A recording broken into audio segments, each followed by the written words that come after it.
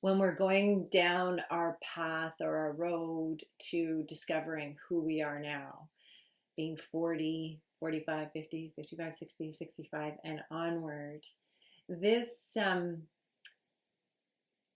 kind of did a neat thing this past year.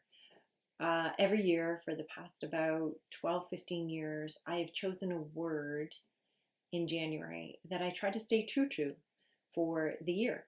And when I hit a fork in the road, when I am kind of wobbling between do I do something or do I not do something? Do I say yes? Do I say no?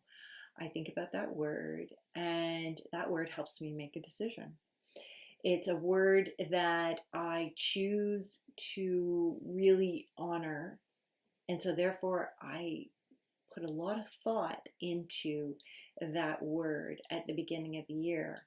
And when I am making that decision, the question that goes beside it, am I betraying myself if I don't do this, if I don't follow through with what is almost like a contract I had with myself?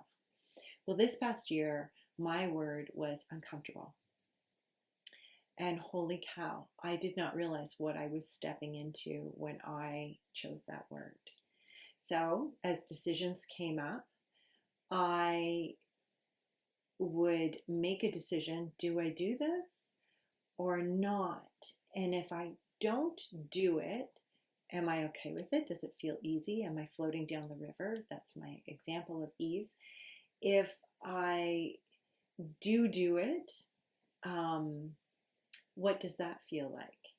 And I don't know if I just said that correctly, but basically, if I felt like my skin was kind of crawling outside of itself, I knew I had to do it. If I felt so uncomfortable, if I don't do it, or if I do it, felt so uncomfortable that my skin was crawling, I knew, holy cow, here I go.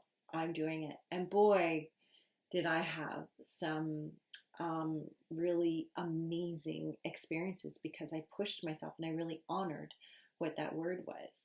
So, with that word, I thought I would add it to the braiding of discovering who I am now because it was a huge piece of self discovery this past year.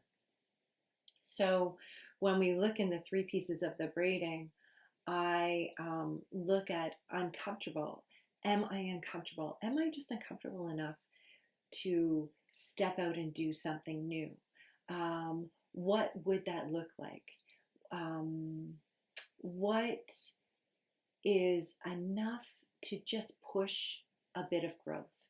Because within that growth, we get pushed to decide what we do like and what we don't like. And through that process of decision making, we discover pieces of ourselves.